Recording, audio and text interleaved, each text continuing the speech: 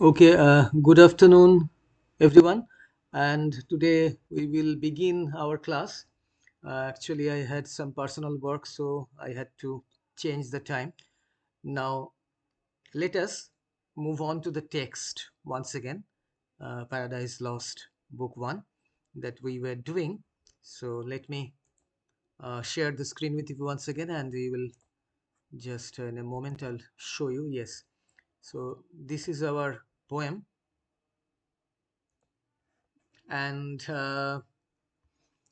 we were actually reading this portion, and as you can see here, how the poet was describing, or he was comparing the fallen angels who were lying there unconscious on the surface of the burning lake of hell to these autumnal leaves. First, to these autumnal leaves in Vallombrosa, and next to these to the Egyptian army which was pursuing the Israelites who were fleeing from Egypt. And I had read up to this Busiris and his Memphian chivalry. Memphian, as you know, it refers to Memphis, city in Egypt. And let us read from line number 308. So, while with perfidious hatred they pursued the sojourners of Goshen, who beheld from the safe shore their floating carcasses and broken chariot wheels.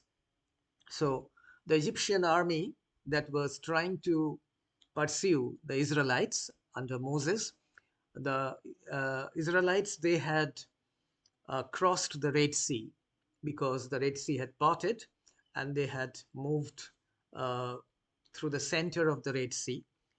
But the Egyptian army, which was coming after them, it actually was washed away by the waves of the Red Sea because it again uh, became whole. So here the description is like this, that uh, these uh, the Egyptian army, actually they are being referred to as perfidious.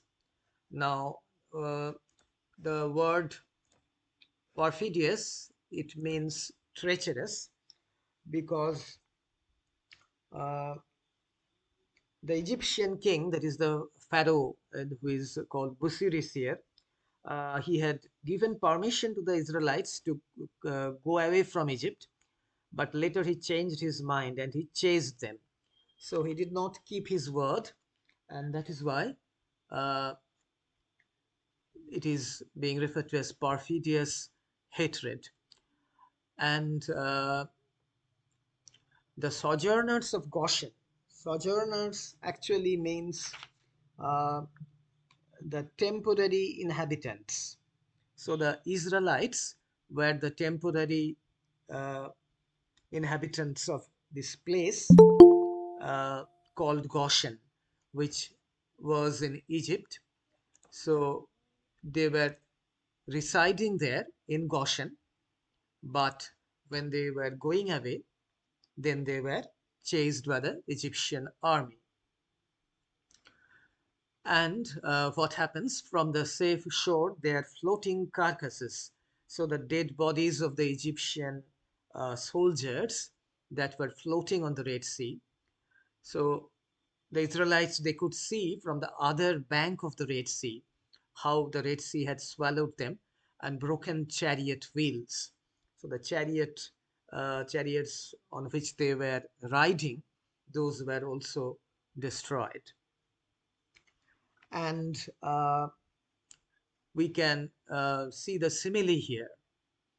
So thick, bestrewn, abject, and lost lay these, covering the flood, under amazement of their hideous change. So, in the same way, just as the Egyptian soldiers, they were scattered Their dead bodies were lying scattered over the Red Sea. Bestron means scattered, abject and lost. So obviously they had lost, and the battle, that is the fallen angels. These adjectives refer to the fallen angels covering the flood. The flood means the burning lake of hell, under amazement of their hideous change. So they are lying crushed in a drooping condition. So they have lost their, willpower, their hope, and therefore they are lying there in a very poor condition. And obviously they are stunned by the dreadful change. The hideous change means the dreadful change in their appearance and condition. So previously they were angels residing in heaven, but after their overthrow from heaven, they have become residents of hell, and they have lost their brightness. Like Satan and Beelzebub, the other fallen angels have changed, they have transformed. So their amazement means to be stunned, and it also carries the sense of being surprised. He called so loud that all the hollow deep of hell resounded. So he here means Satan. He called out loudly, so loudly to these fallen angels that the entire hollow bottom of hell echoed with his voice. Hollow deep, that is hell. Resounded means echoed. Now, from here, this particular line, again, the speech of Satan is beginning. Princes, potentates, warriors, the flower of heaven, once yours, now lost. If such astonishment as this can seize eternal spirits. So here Satan is saying that princes, rulers, potentates means rulers, warriors, and the finest angels of heaven.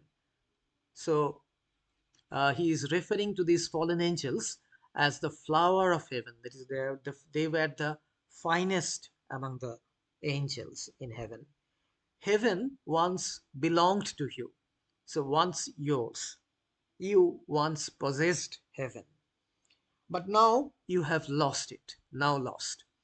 If such astonishment as this can seize eternal spirits. So he is surprised to see that they uh, they have been surprised. So he says that can such stupefaction as this overcome immortal spirits like yours, eternal spirits, immortal spirits, as angels, they are not touched by death.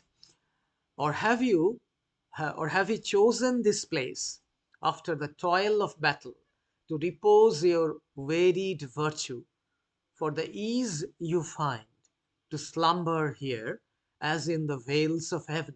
So he's asking this question to the fallen angels, that, or have you chosen this place, have you selected this place after the exertions, toil means labor, or exertions of fighting the war with God, to rest your tired valor, hoping to lie peacefully and comfortably here as you used to lie in the valleys of heaven. So this is, of course, ironical.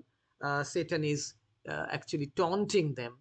He is ridiculing them, that they are taking rest there after their very strenuous and hard battle with God in heaven. So, as you used to uh, recline or take rest in heaven, likewise you are doing so here in hell. Slumber means to sleep. So you have chosen this place to sleep. Your wearied virtue, your kind of, your valor, your bravery. So you've gone to sleep here. Or in this abject posture have we sworn to adore the conqueror. So he is again asking them in this abject posture. So in this very lowly, kind of humble and low posture in which you lie now, are you now ready to worship the conqueror, that is God? So you are going to worship him. So you have surrendered to him and you are now going to worship him, who now beholds cherub and seraph rolling in the flood with scattered arms and ensign. So the conqueror, that is God, he will be able to see. He is able to see the cherubs and the seraphs. These are all, as you know, the ranks of different angels, rolling in the fiery lake with their scattered weapons and flags. Ensigns means the flags. So he is taunting them. He is asking them whether they are taking rest here. Till anon, his swift pursuers from heaven gates discern the advantage, and descending trade us down, thus drooping. So Satan is saying that since you are lying here in this abject way, then uh, God will send his followers, his angels, his swift followers. Pursuers means followers from heaven's gates. So the gates of heaven will be opened. They will be opened, and the angels there, they will come down here, and they would see that they have an advantage over us because we are lying here. We do not have the capacity to fight back. So they will descend and they will trample upon us to crush us in our present drooping condition. So they would tread us down, that is, they would trample us with their feet, thus drooping, or with linked thunderbolts transfix us to the bottom of this gulf. Awake, arise, or be forever fallen.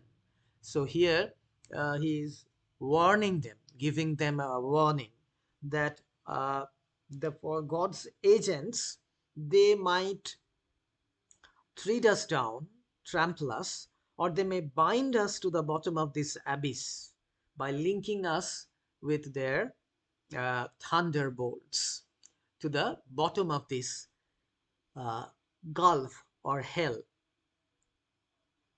So he's telling them that do wake up, arise from your slumber, or you will forever remain fallen or overthrown or conquered. So this is a very earnest call, as you can see. And his speech to the fallen angels is a mixture of promise. It is a kind of ridicule also, and a kind of a warning or a threat. So it is mixed. All these three things are mixed.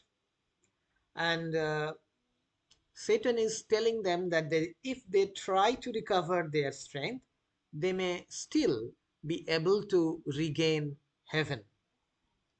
But perhaps, as he says, this is the promise that if they regain their former state, their strength, they will fight again with God, and they might win, they might succeed. And the ridicule is that, as you saw, he was saying that perhaps you are sleeping here. You have chosen this place to completely surrender and worship God. Surrender to God and worship your conqueror.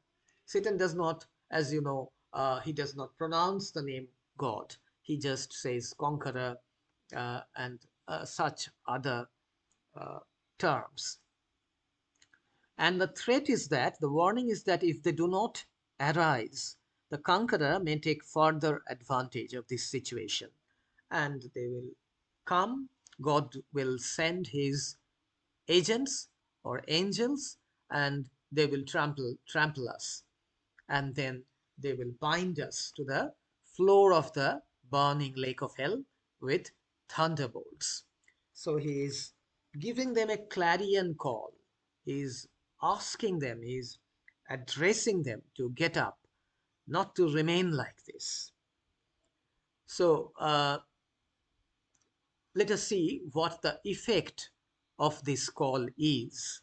They heard and were abashed, and up they sprung upon the wing, as when men wont to watch on duty, sleeping found by whom they dread, rouse and bestir themselves ere well awake. So here again there is a small simile. This is not an epic simile like the previous ones, but a small simile. Milton is comparing the fallen angels that when they heard Satan's call, they felt abashed, means ashamed, and they leaped up on their wings. So they jumped up, and they then could be compared to men who, when they are asked to keep watch, that is, when they are owned to watch, they are asked to keep watch, that is, they are the guards who are asked to keep watch, and then if they are caught sleeping by one of whom they are afraid of, so someone who has asked them to keep watch, and if he finds them that they are sleeping, obviously they will feel very much afraid. So the fallen angels are afraid of Satan because he is the most powerful among the fallen angels, and they are rousing themselves and bestirring themselves ere well awake. So like those guards who were sleeping when they had to be awake and keep watch, so they jumped up even when they were not fully awake, nor did they not perceive the evil plight in which they were, or the fierce pains not feel. Yet to their general's voice they soon obeyed innumerable. So, as you can see that the fallen angels, when they jumped up, they woke up one by one. They, of course, understood their miserable condition in which they were. And it was not that they did not feel the agonizing pain, but in spite of that, those innumerable angels, they obeyed their commander's voice. So, general here is Satan, and to whom they uh, started to pay attention. Now, here again, there is a simile, uh, as when the potent rod of Amram's son in Egypt's evil day waved round the coast, upcalled a pitchy cloud of locusts warping on the eastern wind. So here is again a reference to the biblical figure of Moses, the powerful rod of Moses, in the days when Egypt was facing evil times. So, uh, as when the potent rod of Amram's son, Amram's son is uh, Moses, who was the leader of the Israelites. And the risen host of angels, they are described in a very apt way. And Moses, what he had done, he had waved his rod along the coast and had called up a pitchy cloud of locusts. So, locusts, as you know, they're a kind of insects, pongopal. So, those were called up, and they, you know how they come in swarms, in large numbers, wrapping on the eastern wind. So, Amram's son, that is Moses, he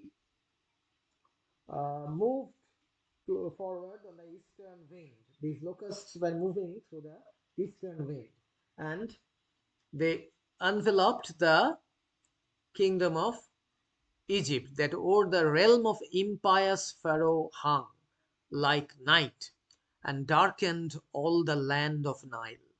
So, land of Nile, that is Egypt, and it was as if night came on, night fell uh, on Egypt.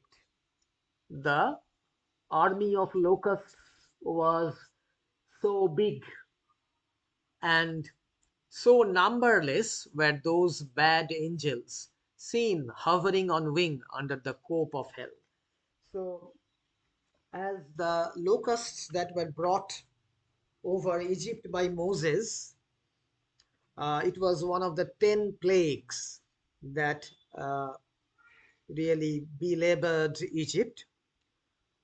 And so Milton compares them, the fallen angels, to these locusts, twixt hovering on wing under the cope of hell, twixt upper, nether, and surrounding fires.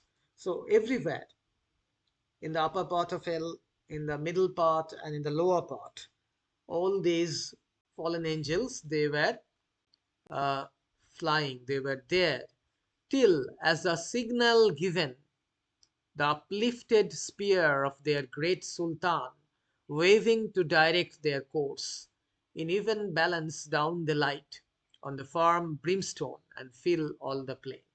So now Satan gives a signal. He's called the great sultan. So that is the leader or the emperor. So uh, he gives them a kind of, signal to come down to this plane of hell, and they come downwards and settle down.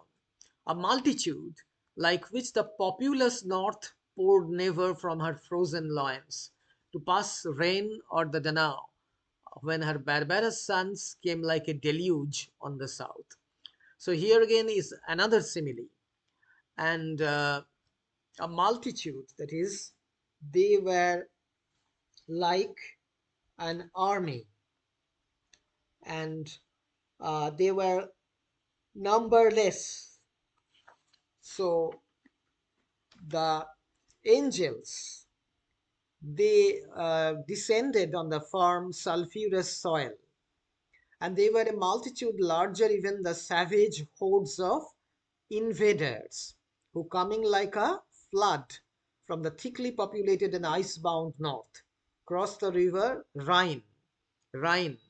Rhine here means Rhine, the river that is in Germany, and modern Germany, that is, and uh, the river Danube. Here it is referred to as Danube. And then they descended on southern Egypt and spread themselves further south and spread beneath Gibraltar to the Libyan sands. And then they came down to the further south to Gibraltar, the Rock of Gibraltar, and then moved on to the Libyan desert in Africa.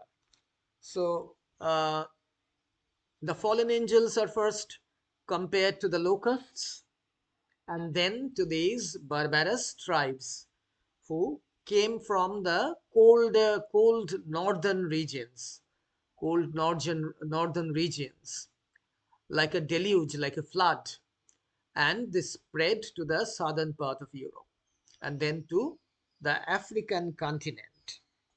So here, of course, uh, we can see that the multitude of the fallen angels, the huge number of the fallen angels, they are compared to these things. And next we see, forthwith from every squadron and each band, the heads and leaders thither hast where stood their great commander,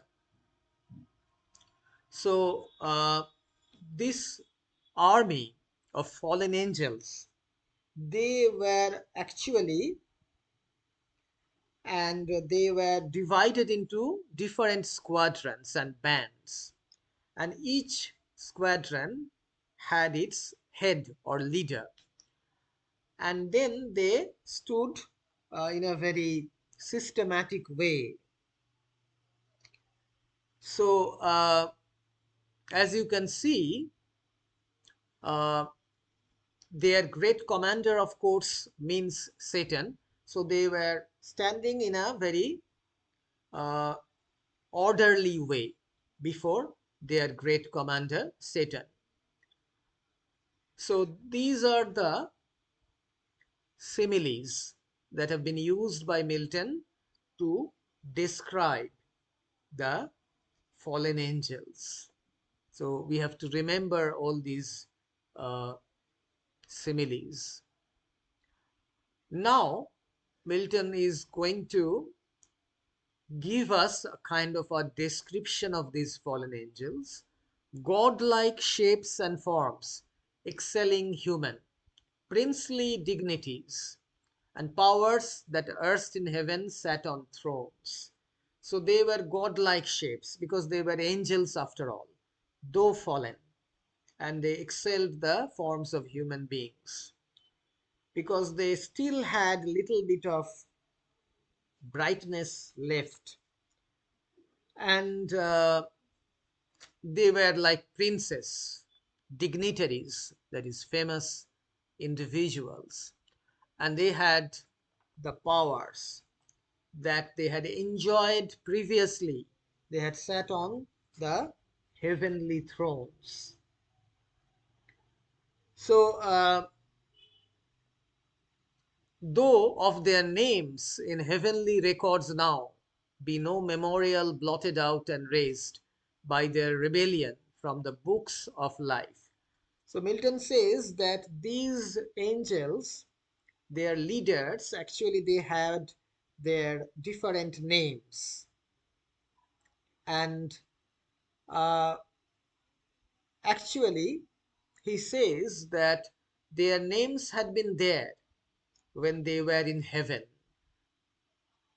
Their names were in the heavenly records, but those names have been blotted out. They have been omitted because of their rebellion, because of their disobedience to God from the books of life. So their names have been struck off from the heavenly register, as it were. And nor had they yet among the sons of Eve got them new names, till wandering o'er the earth through God's high sufferance for the trial of man, by falsities and lies, the greatest part of mankind they corrupted to forsake God their Creator. So Milton is here saying that when they had been newly thrown into hell, they lost their power, their brightness, and their names also. Actually, what happened, after some time, they were able to get new names when they were wandering among the sons of Eve. That is, they were wandering on the earth among human beings. And the human beings, they started to worship them through God's high sufferance for the trial of man. So God actually allowed them. So sufferance means tolerance and allowance. So it was through God's sufferance. Why did God allow them to go to uh, on visit to the earth? Because God had given man the right to choose his course of action, and God had not forbidden man to act according to his will. So if man wanted, he could worship this these demons actually. They had become like that after their fall from heaven. So it was a kind of a test, a kind of a trial for mankind. And what did these fallen angels do? They, by falsities and lies, the greatest part of mankind, they corrupted to forsake God, their creator. So, through falsehood and lies that they resorted to, they actually uh, compelled, or rather, they fooled the people. They fooled the people, the greater part of the people. They were corrupted, and they then moved away from God, their creator. They forgot all about the real God, the true God, and they started worshipping these fallen angels under different names. And the invisible glory of Him that made them to transform oft to the image of a brute. So, as angels, they had enjoyed glory and brightness and power. But those qualities were transformed, and they became, or they were turned into brutes almost, adorned with gay religions full of pomp and gold. So, Milton here says that religions means the religious ceremonies. And Milton, actually, he was a Puritan, as you know, and he had a dislike of ceremonies and rituals in divine worship. So he says that in different parts of the world, the residents, they started to worship these false gods through a lot of, fanfare and lot of pomp and by the showering of gold, that is wealth, and devils to adore for deities. So the devils, the fallen angels, they had turned into such. They were started to be worshipped as deities. Then were they known to men by various names. So then the human beings who had started to worship them actually came to be gave them different names and various idols through the heathen world. So the heathen world, that is the non-Christian world, here the people, they made up different idols of these gods, and they started to worship them. So Milton is here talking about how these fallen angels, they gained a kind of entrance into the, how they were uh, worshipped by different people in the different parts of the world, and they got different names and various idols through the heathen world. Now he is going to address the muse once again. Say, muse, their names then known, who first, who last, roused from the slumber on that fiery couch at their great emperor's call, as next in worth came singly where he stood on the bare strand, while the promiscuous crowd stood yet aloof.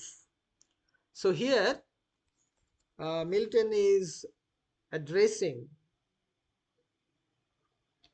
the muse, and he is going to recount the catalogue of the fallen deities. which follows, and it is intended as a parallel to Homer's catalogue of the warships in Book 2 of the Iliad. I am sure that you remember the catalogue of ships and how the Greeks brought in so many ships under so many commanders, and the Trojans also, the names of the commanders were given and from where they had come. So likewise, since this is an epic, Milton was trying to form, rather follow, one of the conventions of the epic, that is, using the catalogue of names. And here it is not the catalogue of ships, but the catalogue of devils, formerly the angels, who have transformed into fallen angels and devils, and who were then rousing themselves from their slumber, from their sleep, at the fiery speech of Satan. And they were lying on the fiery couch. So they had been lying there, and uh, they now wake up and they make a queue and they start reporting, coming towards Satan, and as if presenting themselves at their great emperor's call, as next in worth came singly where he stood on the bare strand, while the promiscuous crowd stood yet aloof. So the leaders, they came up to Satan, while the promiscuous crowd here means the vast crowd of fallen angels who were serving the leaders, the followers. So they were huge in number, but one by one, the leaders, the main, fallen angels who had been, who were worshipped, they are presented before the readers. The chief were those who from the pit of hell, roaming to seek their prey on earth, durst fix their seats long after next the seat of God, their altars by his altar. So the chief among these fallen angels who had risen from the pit of hell, and they had uh, placed their seats after the seat of God, and the altar by his altar. So the altar is the place where the people worship the particular god. So the false gods, they had placed themselves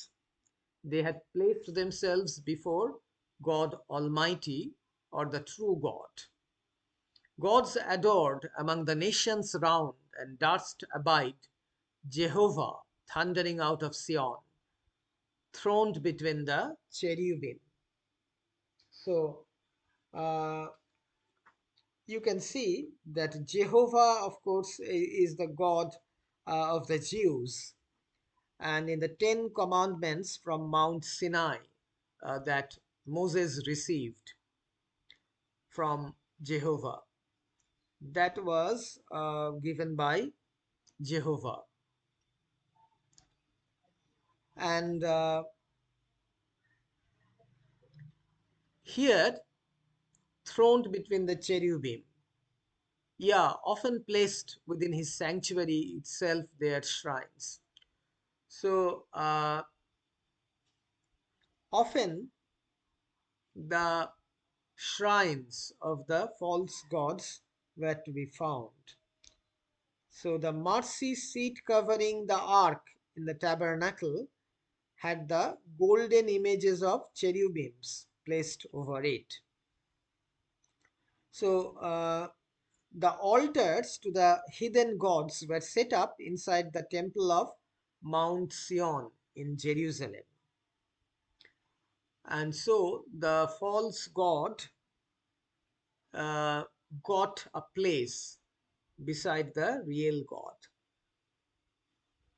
as the people there, they did not know the real God. So the gods were admired and adored among the nations round, and durst abide Jehovah thundering out of Sion, throned between the cherubim, yeah, often placed within his sanctuary itself their shrines. So often the idol of the false god was placed inside the sanctuary or the inner temple of God Almighty. Abominations and with cursed things his holy rites and solemn feasts profaned. So here Milton says that uh, in the Bible, abominations, it means idol worship, the images of the heathen gods. So those were being worshipped, and as you can see, the holy rites were cursed. So the holy rites were not followed, and the solemn feasts that were in vogue, those were distorted. Profaned means those were sullied,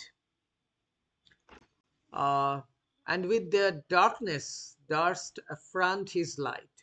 So these false gods were capable of uh, casting a shadow, a dark shadow, over the real and true God. So, as you can see here, that we will now come across one by one the catalogue of the fallen angels, starting with Moloch, this fallen angel called Moloch. And Milton is going to give us a detailed description of these gods, these false gods, the fallen angels who were worshipped in different parts of the world and in place of the true God. And he will start with Moloch, and you will find there are numerous uh, references to place names, exotic place names, where they were worshipped. And it is uh, a kind of a custom for the epic poet to do this. And you will find that the places where he was worshipped, that would be mentioned, and what kind of a god, false god, he was. So actually it is a very boring kind of a description, this portion that is, and I would actually not go through this. I would just mention uh, in part, that is, I will read from uh, read small portions from these descriptions of the fallen angels, because you would not be required to describe them in detail, because such questions never come from Paradise Lost Book 1. So you need not bother yourselves with all these, but you have to know the names of these fallen angels, and I will just read these names and the places where they were worshipped. Try to mention some of the places. In some cases, you will find that more than one place is mentioned and more than one tribe is mentioned. For example, here Moloch, uh, human sacrifices were done in his honor, and the Ammonites, they all worshipped him. And where he was worshipped in Rabbah, Argob, and in Bashan. So it is uh, absolutely impossible for us to remember all these place names. Just it will suffice for you if you remember the names of the fallen angels. So you can do one thing. You can just make a list of these names, starting with number one. Just make a heading, list of fallen angels in Paradise Lost Book 1. Give this heading, and under that you just write 1, 2, 3, 4, and you start with Moloch and write human sacrifice, and just one place name, Rabba or something like that. That would do. You would not need to read all these descriptions uh, in detail. So I would ask you to do this, because this would really slow down our reading, because towards the end of Paradise Lost, that is also important. So in my next class with you, I do not know whether I'll be able to take the class tomorrow, because again I have something to do, important, some important personal work. So I will, of course, tell you